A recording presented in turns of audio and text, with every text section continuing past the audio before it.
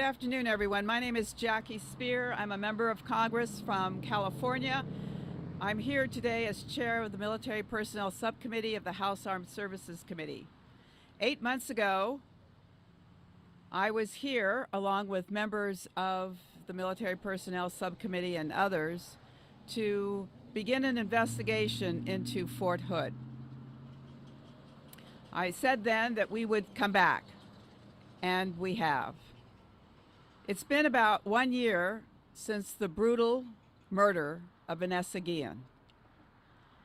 Since then, there has been an investigation by an independent review committee that has recommended 70 different changes here at Fort Hood. We were engaged in a conversation over the last 2 days with the leadership of Fort Hood on how many of those recommendations have been implemented. And I'm happy to report that the vast majority of them have been. I guess my number one message this afternoon is that Vanessa Guillen did not die in vain. She will be forevermore associated with our commitment to take sexual harassment and sexual assault cases out of the chain of command. The truth of the matter is that the time has come for the military to recognize that spending billions of dollars on sexual harassment and assault prevention and still having 20,000 service members a year who are victims, with some 5,000 reporting and maybe only 150 to 200 actually convicted, is not accountability. Now, I'm happy to say that Fort Hood has taken very seriously the criticisms they've received. They have indeed created a campaign around people first. We talked to not just the leadership at Fort Hood, we talked to E1s, E4s, we talked to the first combat arms officers that are female. We talked to family members. There is a seismic change at Fort Hood in terms of the way they are treating their soldiers. Probably one of the most important steps they took was returning to what they call a leader book, so that they connect with each of their soldiers, know where they live, know their telephone numbers, and connect with their families. There are still many areas that require attention here at Fort Hood, as they do in many of our installations throughout the military. They are quality of life issues. And I continue to say that when the service member serves, so does his or her family. And that brings us to the housing shortage at Fort Hood and the housing conditions at Fort Hood. We visited barracks, we visited homes on base, and there is a desperate need to deal with the asbestos, the lead, the mold. We met with families that are living on base who continue to have problems. We talked to soldiers who continue to put in work orders and do not get them addressed. We have an obligation to these soldiers and their families to give them quality housing. And we are going to take steps to make sure that happens. Secondly, the issue of childcare. There's inadequate childcare on the base, and there are waiting lists, and we need to address that as well.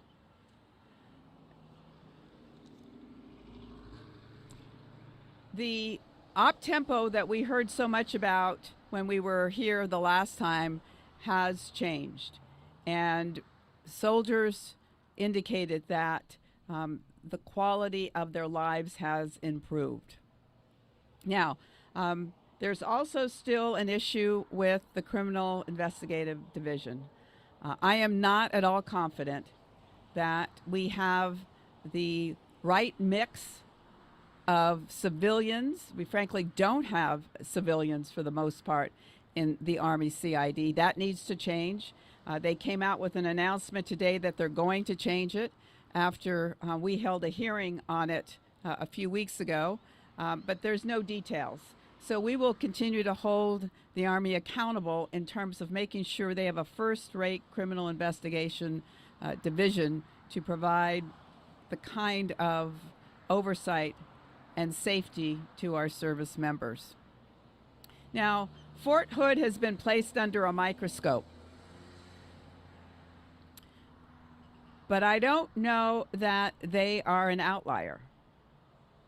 I am concerned that we have similar issues at installations around the country. And this committee will continue to do its oversight responsibilities and evaluate these installations one by one. The one thing I do know is that Fort Hood could become the spotlight, the role model for installations around the country as to how to fix these problems. When I stood here 8 months ago, I said, this may be the moniker, a great place, but it wasn't a great place. Today, I can say with great confidence, it's a much better place than it was 8 months ago. And I want to salute the leadership of General White and his leadership team for taking seriously all of the recommendations made by the Fort Hood Independent Review Committee. Fort Hood now is a much better place than it ever was before. I now am going to turn it over to my colleagues. First is Mark Vesey, a member of the committee.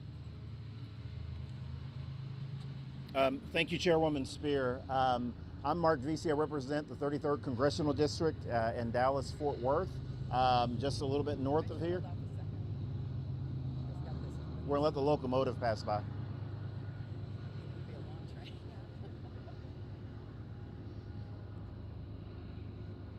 Once the locomotive gets a little further up. There we go. I'm Mark Vesey. I'm the congressman for the 33rd Congressional District, Fort Worth, Arlington, Dallas. Thank you very much. And also a member of the House Armed Services Committee.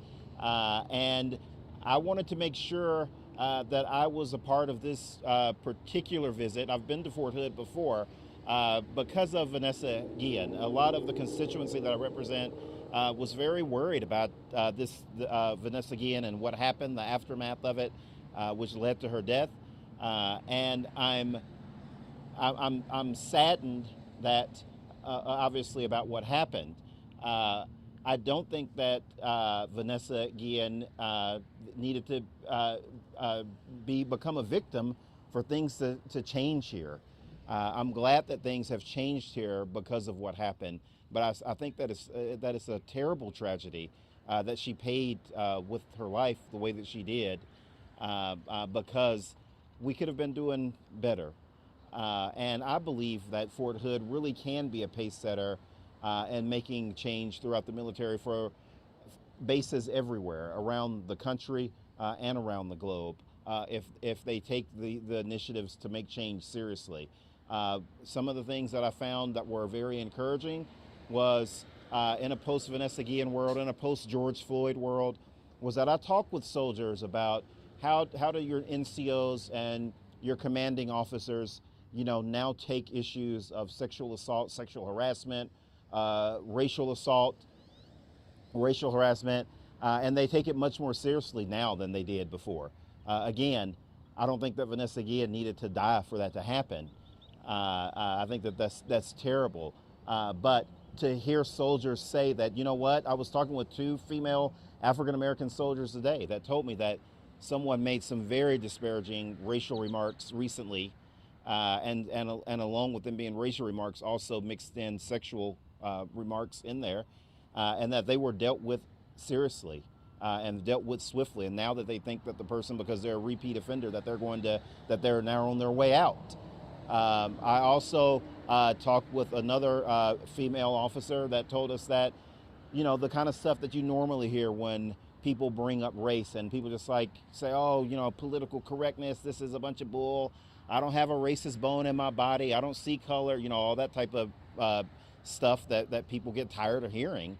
That when people start saying things like that now, when their counterparts say things like that there'll be a commanding officer or an NCO that'll say, no, no, no, we don't do that. You're going to listen and take this seriously now. And I think that's obviously a good thing that the Army and Fort Hood is leading in a positive direction. Some areas where there's still needs to be improvement, obviously, is the housing piece. You know, people shouldn't have to live with mold and termites. Some of the conditions that we saw yesterday and some of the maladies that have resulted because of those conditions, some of those people could be dealing with chronic issues, health issues for the rest of their lives because of this.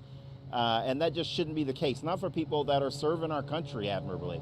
It shouldn't be an issue.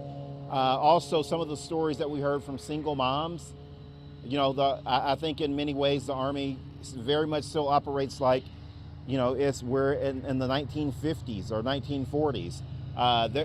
It's very awkward and clumsy, like how they deal with women in today's Army, particularly when it comes to single mothers.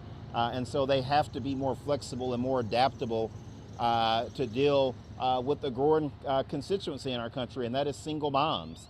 And these single moms are playing a key role and proud to serve, but they shouldn't feel like they need to have to make a choice between staying in or getting out, and if they stay in, risk getting reprimanded because their kid is having a bad stomach ache or have flu, and they don't have any choice but to come to work. They just shouldn't have to make that choice. And so I'm glad to see changes, but I know that that the Army is big, that Fort Hood is big. This is a base, obviously, with a long legacy and history in the Lone Star State, and we're all proud of it. We all have family and our friends that have, as Texans, that have come through this base at one time or another as members of the Army. But they do have to figure out how to really not take it and turn it up a gear to really speed things up so we can start implementing these changes and make it better for people now. So with that, I'll now turn it over to Chrissy Houlihan, who's also a member from Pennsylvania of the Armed Services Committee. Thank you, everyone, for the chance to talk. My name is Chrissy Houlihan. I represent the 6th Congressional District in Pennsylvania, which is just outside of Philadelphia. And I want to thank the chairwoman for allowing us to come on this really important opportunity to bear witness. I had the opportunity here to visit many of the places Vanessa haunted, and I really appreciate the opportunity to kind of experience the life that she must have led. The reason why this is important to me is, of course, not only do I serve on the Armed Services Committee and the Military Personnel Committee, but I'm a veteran myself.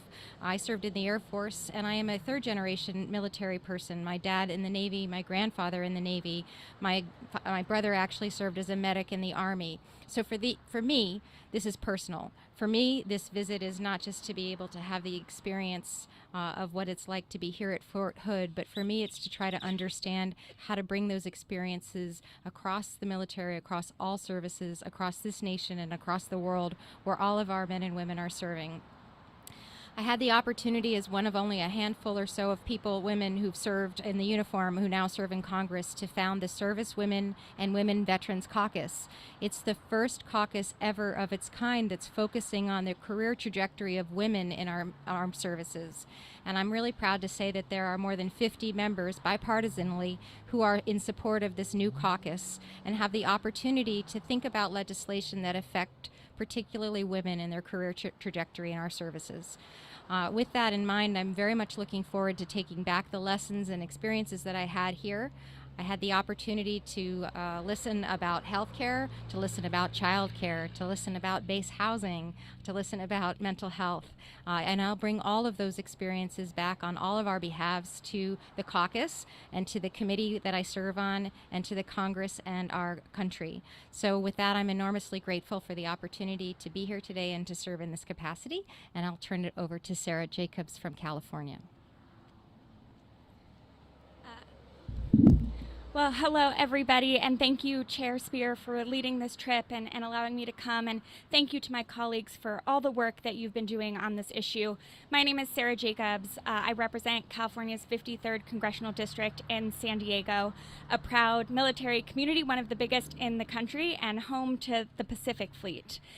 And I'll be honest with you, I hear from parents and family members all the time worried about whether their loved one in the military is safe, except they're not worried about what's happening overseas. They're worried if they're going to be safe in their barracks. I hear from people all the time who are wondering if it's right or safe to even recommend to the young people in their lives to join the military. And that's why I felt like it was so important for me to come here to Fort Hood, to listen to service members, to see the progress that's been made. And I'll be honest with you, we still have a lot of work to do. We have a lot of work to do to make sure that any service member can serve without fear of sexual assault or harassment. We have a lot of work to do to make sure that no service member is ever failed the way that the system failed Vanessa Guillen. And we have a lot of work to do before we can look a mother in their eyes and tell them that their child will be safe and protected and respected and cared for in our armed services. But I have been very heartened by the progress that I've seen here. It's clear that leadership is taking this issue seriously. They are trying innovative programs to address this problem. And now the trick is to make sure that we sustain those programs, that we deepen them, and that we scale them across the Army and across the services. I'm really looking forward to working with my colleagues towards that end, because we owe our service members who serve honorably, who are serving our country, nothing less. Thank you so much. And now I will introduce my colleague, Sylvia Garcia. Thank you, Congresswoman, and thank you, Chairwoman Spears, for once again allowing me to join the Armed Services Committee Subcommittee on Military Personnel on this delegation trip. As you all know, I am not a member of the subcommittee, but I am the Congresswoman that represents the Guillen family, and Vanessa Guillen was my constituent. This is the third time I've been here. And let me tell you that I've never been more encouraged by the progress I think that we're making. I think that the chairwoman summarized really well and crystallized what the independent panel review findings were. And yes, indeed, they're making a lot of progress in getting all those recommendations done.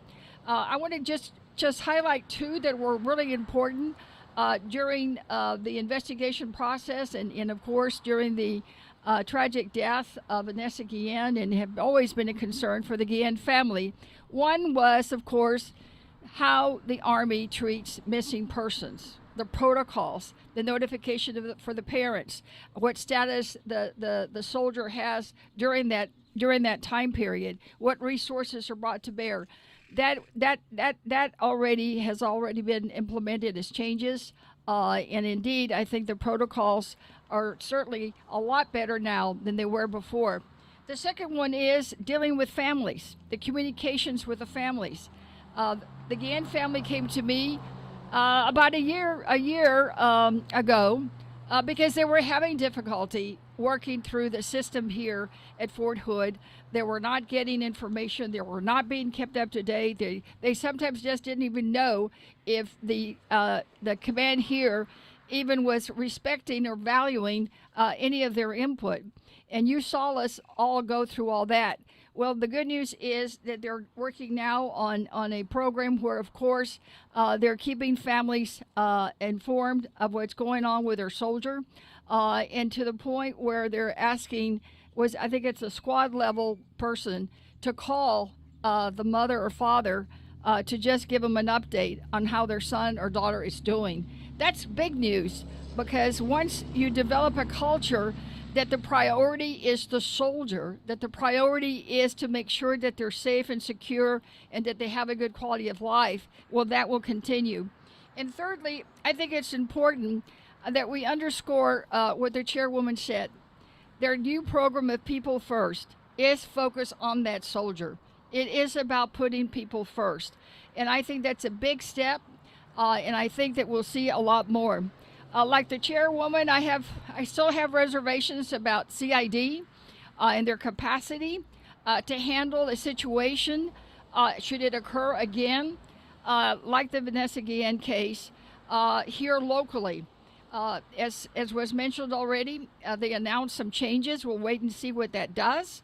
But I think we need to make sure that when we take steps to prevention, when it comes to cases of sexual assault and sexual harassment, that's part of it. But the investigation and how it's done, whether it's independent or not, is whether it goes to the chain of command. That's a totally different story. So we got to keep our eye on this. I think we're making a lot of progress. They are doing a lot to restore trust in the system.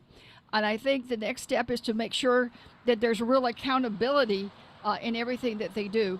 So again, it's good to see some of you all. I'm very encouraged. I know I can go back to the Guillen family and let them know that progress is being made, and Vanessa was a part of that change. Her lasting legacy will be the change that we'll be able to make here at Fort Hood. Thank you all very much. Now yield back now to the chairwoman for any questions.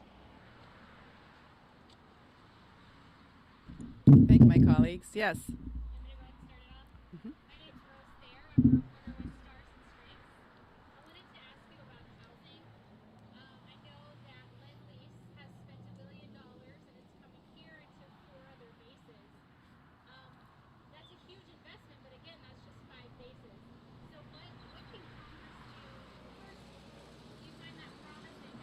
No, I don't. Frankly, I don't find it promising. I think the contract was poorly crafted. It's a 50-year contract. The commander of the base really has no input as to how the money is going to be spent. It is an attractive arrangement for the company, which is a New York. I mean, it is a publicly held company and has, frankly, nothing to lose. They have a guaranteed income from the BAH that they receive from each service member. The accountability for fixing sewage problems, leaking roofs, mold is really, I think, abysmal. So if I had my druthers right now, I would terminate that contract. We can't seem to get their attention. So after this visit, what do you think Congress can do to increase that accountability and make these contracts something that better serves what these families need? Well, the first thing I'm going to do is have the Department of Defense Housing Senior Undersecretary give me an answer as to what are the conditions under which we can terminate that contract, and we'll move forward from there. Right now, they're going to put $425 million into Fort Hood over 10 years, but they're making the call on what they're going to spend it on. They don't maintain these properties well. When they build them, they don't build them with proper flashing. So, even homes that were built in 2009 are leaking.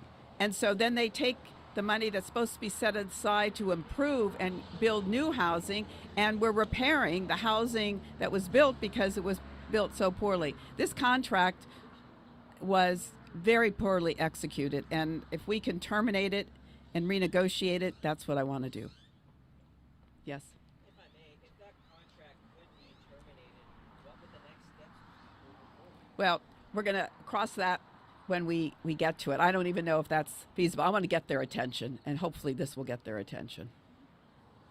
Yes. I have a question, kind of two parts. My name is Jasmine from KCE and Channel 6 News.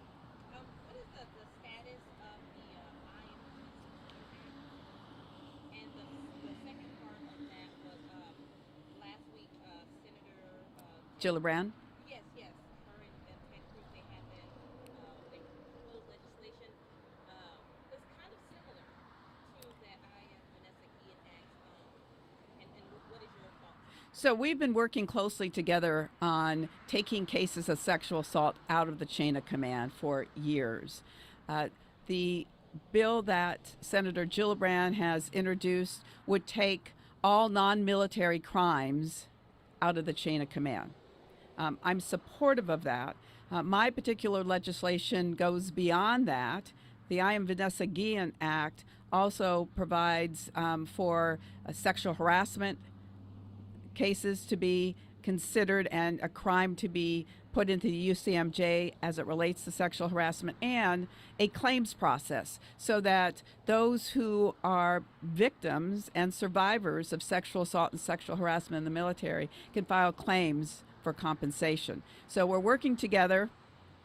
I can assure you with certain confidence that sexual assault and sexual harassment cases will be taken out of the chain of command in the NDAA this year. I feel very strongly about it. There's bipartisan support in the House. There's bipartisan support in the Senate. The only question is, do we take all non-military crimes out of the chain of command?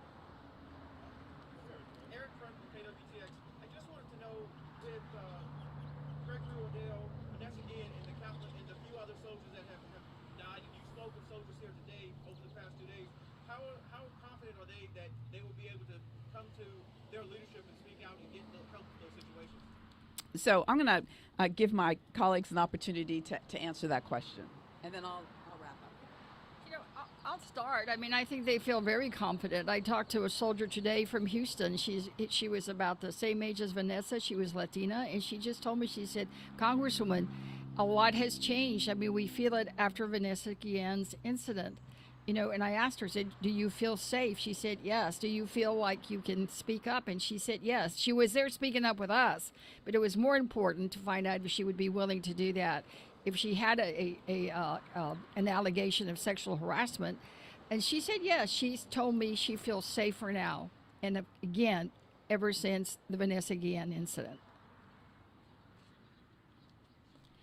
I would just add to that I was actually kind of stunned by the transparency and their willingness that young enlisted were able to share their stories with us in really large group settings in some cases. And the fact that they felt comfortable to be able to do that, I think, was a pretty good indicator that there's a culture that allows that sort of sharing. I would emphasize that I don't think we're there yet. I think there's a lot of work that still needs to be done. You know, and every group is only as good as its leaders, and so there's definitely different spots that are less open than other spots. But I think, as the chairwoman mentioned, that the work from on high is working in the sense that people know the right words to say. They know that they can say them, and that's really a lot of the battle.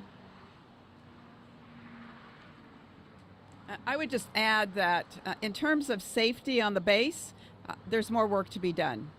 I think we need cameras in many places, certainly at the arms rooms, in the barracks, in the motor pool. I think we need better lighting. The general talked about creating a blue light at various locations within the base. The action that was taken to stop trusted travelers was very well received by the rank and file as well. But the safety on the base itself, in terms of property crimes, appears to still be a problem. And so I'm hopeful that they will be addressing that moving forward as well. I don't think for a moment that sexual assault and sexual harassment at Fort Hood or any of our installations has been fixed. It still happens. We need to make sure that those that commit these crimes receive due process, but we also need to make sure that we terminate them, discharge them from the military, and no longer have them as sexual predators.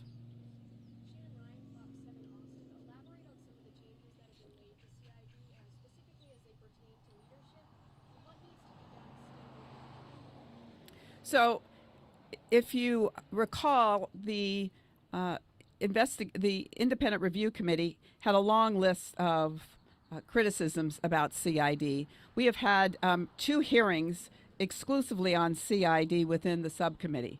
The improvements that have been made have been that they have acquired the kind of equipment they should have always had to do forensic work. That they have staffed up. They were inadequately staffed, and 91% of the special agents at the time of Vanessa's death were, in fact, apprentice agents. So staffing up with agents that have 5 years of experience, 7 years of experience will help. But beyond all that, it needs to have a civilian component. And as of this morning, I think they've gotten the message from the committee and from the review committee that maintaining CID as a Army-only body is woefully inadequate. If you look at the Navy, the NCIS is all civilian. If you look at the Air Force, it's a combination. So it appears that they're moving towards a combination. We'll look at whatever recommendations they make in the NDAA, but beyond that, we need professionals running that office. I think one of the areas, Sure. Jackie, I think one of the areas where there seemed to be some improvement is the communication between base investigators and Bale County officials and other local policing entities. Because I was really shocked to learn that before there was really not what I would call adequate communication on criminal investigations. There just really didn't seem to be a real, true, substantive working history with local law enforcement, and it seems like that has definitely changed for the better. In fact, the police chief of Killeen had indicated that for some time he was trying to get an MOU with Fort Hood and was not successful. As a result of meeting with local law enforcement yesterday, it appears that that is in process. It also appears that the generals are meeting on a monthly basis with the local police chiefs in the area to talk about issues of concern.